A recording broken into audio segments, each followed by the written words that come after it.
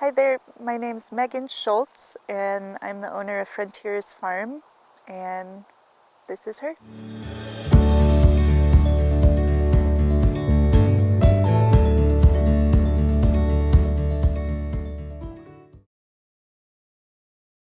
Megan, what got you excited about growing flowers and vegetables? I think that both complement each other really well, and I think they're both healthy in different ways, and I think that it just balances each other out really well, and yeah. Okay. Well, would you show us around your farm? Thanks.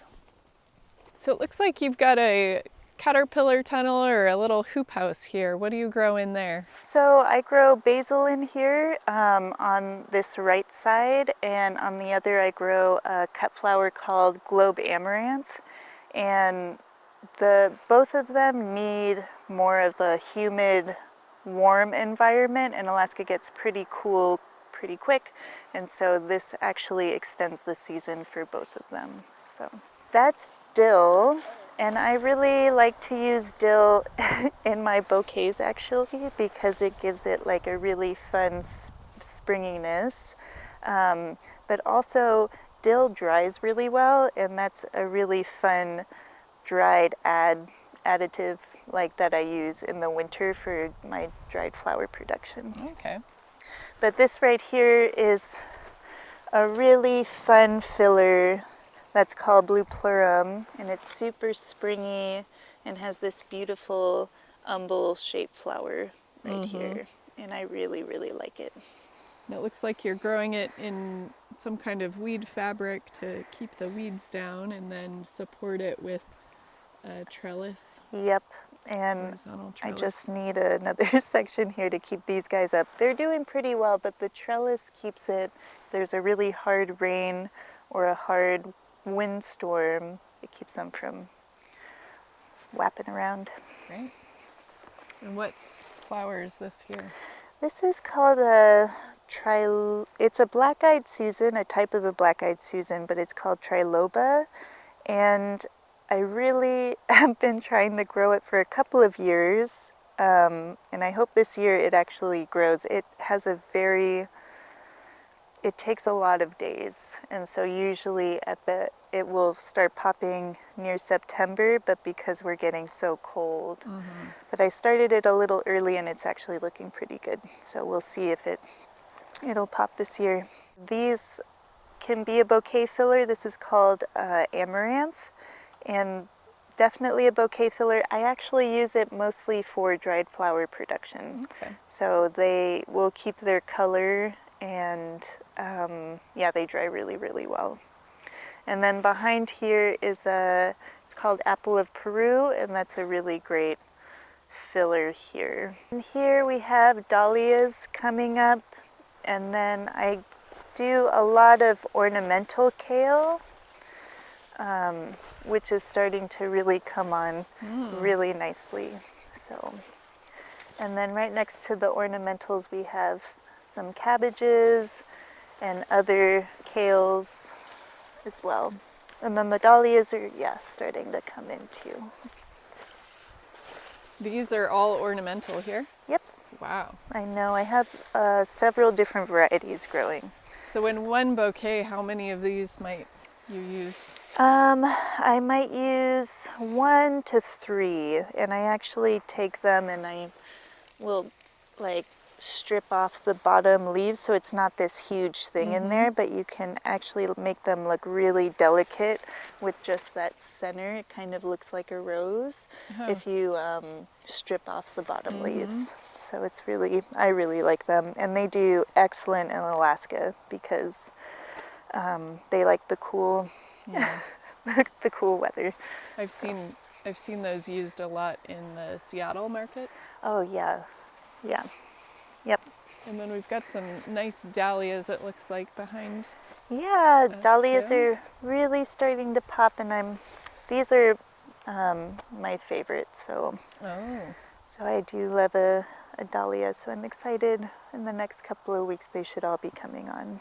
And you dig all these bulbs up every fall and store them in a root cellar? I do. Yep.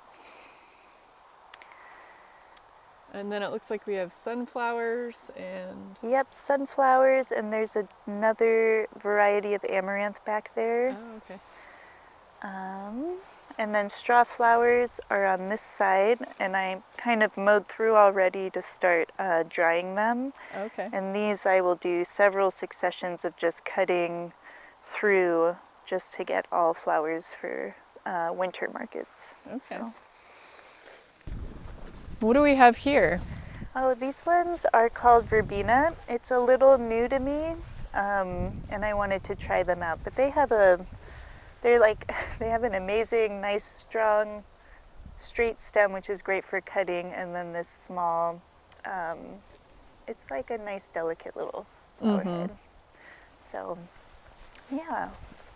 And then these are 2 rows of garlic that are, yeah, they look really great. I'm happy they came up. And would this be more of a filler kind of flower? Or in dried arrangements? No, I would think of this more as like a springy air. So, like in bouquets, you kind of have your focal flower, and then you have filler flowers and foliage, and then it's nice to have something springy in there. So that's that's something I would A little use. bit different texture in size. Yeah. The lupins are kind of on their way out, but I guess they don't totally look like it. But lupins have been really great. These have been a perennial for me, so this is they've been really great. What are these ones over here? In the weeds. You shouldn't put those on camera. Oh, they're so pretty though. Those are anemones. We've kind of stopped production on them because I am waiting to save the corms. And so I'll stop irrigating them, kind of let them grow out as well as the weeds, but we'll dig them up in a couple of weeks and save the corms. So I love that color. yeah. And then behind that you've got some nice snapdragons. Yeah. Yep. Yeah, I like how tall they are, and Yeah. the staking seems to help a lot too, and the different colors. Yeah, I'm pretty stoked. They did take a little bit longer this year than I wanted, but I'm happy with the different colors coming. This one is a really pretty airy flower, and this one's called Chinese Forget-Me-Not. And there's not too many blue flowers that we can use, and so this is a really nice variety. This is a really great bouquet filler called Feverfew. I use a lot of it. It's also a medicinal, which is great. There's quite a few medicinal flowers here that, yeah, make great cut flowers. Do you use it in teas or? Yeah, you can use it in teas, and I think they use it in like herbal, like bath soaps and things like that. These are calendulas, 2 different varieties that we'll cut for some event flowers, some bucket shares, tomorrow actually. And then these are bachelor buttons. I really like growing these. They're a very reliable flower here and super productive throughout the whole season. So. And are most of these flowers started inside ahead of time, or is this a direct seeded flower, or do you do any direct seeded flowers? I don't do any direct seeded flowers. So you start all of your seeds ahead of time in a greenhouse? I do, just to be able to get like the longest time out of them here in the field, because it's such a short growing season that you just want to kind of hit the ground running. Yeah. Yeah. Yeah.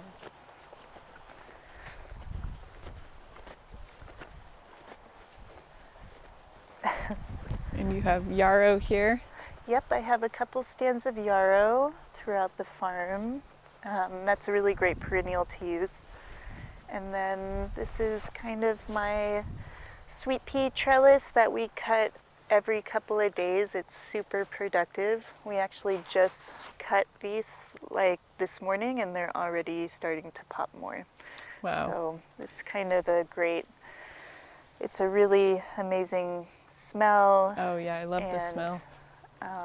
yeah, they just really like the cooler weather. And would you cut it right about here, or would you cut it further down? Nope, you just want to cut it at its like the node that hits the main stem, and then every time you keep cutting it, you'll yeah, their stem length should keep increasing.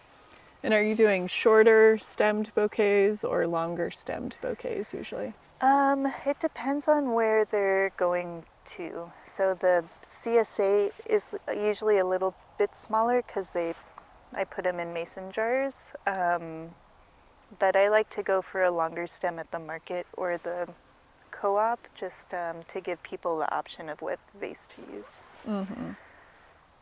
So you're selling mostly at the farmer's market, the co-op grocery store, and a CSA flower subscription, and then dried flowers in the fall Yeah. and winter. Yeah, and then the roaming route. They've been really supportive too. Yeah. Great. Let's see, do we have any other flowers back here? These sunflowers? There is the sunflower should be poppin', and then I have a large stand of winter squash back there. Okay. So,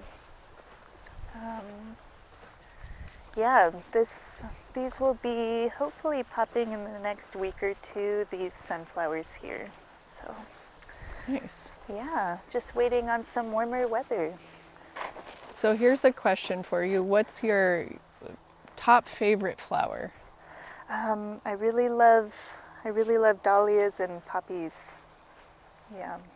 Did you have any poppies here? I don't have any poppies here. They're at my other property. Oh, okay. Yeah. And what is one of your favorite flowers for longest vase life? I think ranunculus have the longest vase life, and peonies have an amazing vase life. Yeah, I would say ranunculus and peonies. Okay. Yeah. And another thing I think you've said before is that you use like raspberry leaf or some of the natural boreal plants Yeah. for fillers too. Yep. Sometimes I just kind of walk through the woods and see what's growing.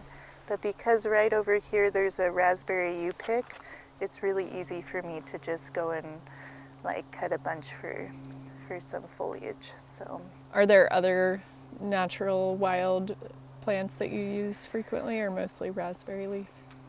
mostly raspberry, but I also really like to use kind of the grasses that are growing wild. I think that those are really beautiful. And then I also really like using perennials, so nine bark and mock orange, things like that are really, yeah, they're pretty great to use. And So you have those growing elsewhere?